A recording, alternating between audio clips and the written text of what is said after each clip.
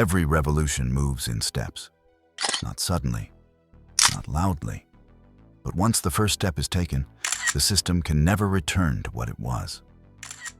And C. Young's revolution unfolded in 8 steps, each one unavoidable, each one reshaping Korean badminton. Step 1. Silence. Before medals, before controversy, before headlines, there was silence. In South Korea, badminton is more than competition.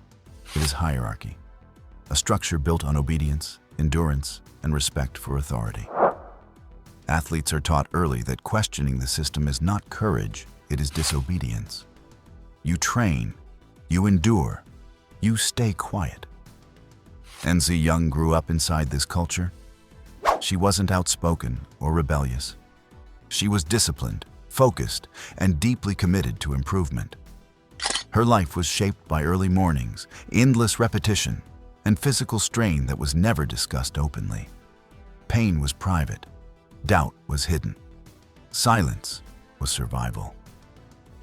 And for a long time, that silence felt normal. Step 2. Obedience and assent. Silence is rewarded when it produces results. And C. Young followed every rule. She listened. She trained harder. She never publicly complained. Coaches trusted her because she was reliable. Officials supported her because she delivered, and she did deliver. Victories accumulated. Titles followed. Her calm presence under pressure made her stand out. While others broke emotionally, she adapted. While others faded, she endured. Soon, she was no longer just another athlete in the system. She became its future. Her success validated the system that raised her. Every medal became proof that the old method still worked. As long as Ansi Young kept winning, no one questioned the cost. But success changes silence. It makes it heavier. Step 3. Normalized pain. Behind the success was a reality few talked about openly.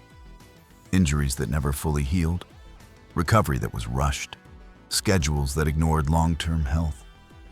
Pain wasn't treated as a warning sign. It was treated as weakness to overcome. This culture didn't shock anyone inside the system. It was expected. Athletes learned to measure themselves by how much they could endure. Speaking up was seen as selfish. Rest was seen as laziness.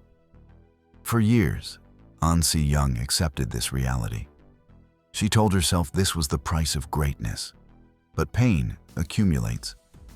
And when it does, silence starts to feel less like discipline and more like damage. Step 4. Awareness.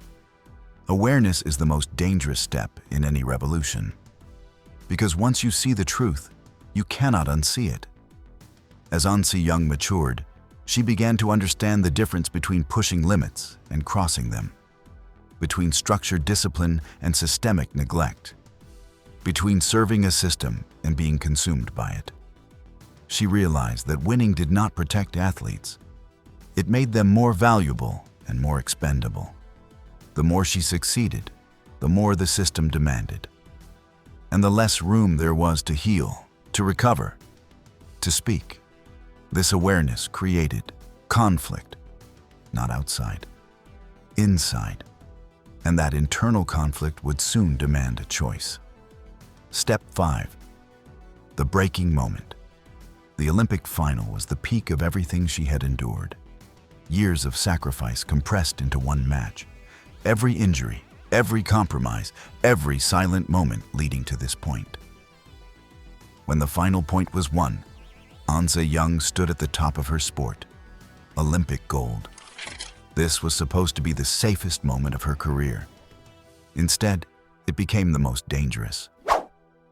Standing before the world's media, she chose honesty. She spoke calmly, clearly, and without drama about the reality inside the system: injuries, neglect, and the pressure to endure without support. She didn't attack emotionally. She told the truth. And that truth shattered the years of silence. Step 6. Exposure. Once silence breaks, exposure is inevitable. The reaction was immediate. Media coverage exploded. Public attention turned toward the Korean Badminton Association, an organization that had operated without serious scrutiny for decades. Investigations followed. Past complaints resurfaced. Stories that once existed only in whispers became public conversation. What emerged was not a single failure, but a pattern. Leadership that prioritized control. Systems that valued results over welfare. A culture that normalized damage in the name of success. The image of a flawless system collapsed, and with it, its authority. Step 7. Collapse and reset. The consequences were swift. Executives were removed. Long-standing power structures dismantled. The old guard that had defined Korean badminton for decades was gone. This wasn't reform, it was collapse. But collapse creates space. Into that space stepped Park Ju-bong, a legend not just of the past, but of evolution. While Korean badminton remained tied to tradition, he had learned new philosophies abroad. Athlete-first development, longevity over fear, excellence without destruction. His return symbolized reset, not a return to old. Glory, a foundation for something new. Step 8. Legacy and the new era. At the center of this transformation stood NC Young, no longer just a champion, but a catalyst. She proved that silence is not strength, that success brings responsibility, that one voice, spoken at the right moment, can force an entire system to confront itself. Her legacy is not just medals, it is change. Korean badminton now stands at a crossroads, rebuilt, questioned, and reimagined. A new generation watches closely, knowing that the path forward does not require silence to succeed. Because true revolutions do not begin with chaos. They begin when someone finally chooses to speak. And once that happens, nothing remains the same. The question that remains. Revolutions are easy to recognize in hindsight. In the moment, they rarely look heroic. They look uncomfortable, risky, lonely. NC Young did not set out to become a symbol. She did not organize a movement or lead a protest. She did something far more difficult. She spoke when silence was safer. And in doing so, she exposed the cost of success inside a system that had gone unquestioned for decades. Her story is not just about badminton. It is about what happens in any system where results matter more than people, where obedience is rewarded and honesty is punished, where winning hides damage.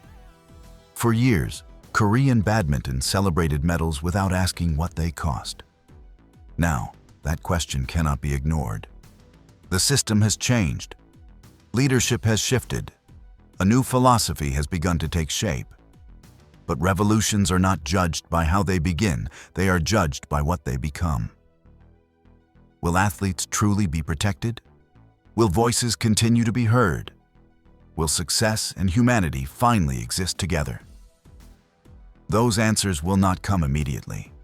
They will be written over years, over careers, over moments when speaking up is still uncomfortable.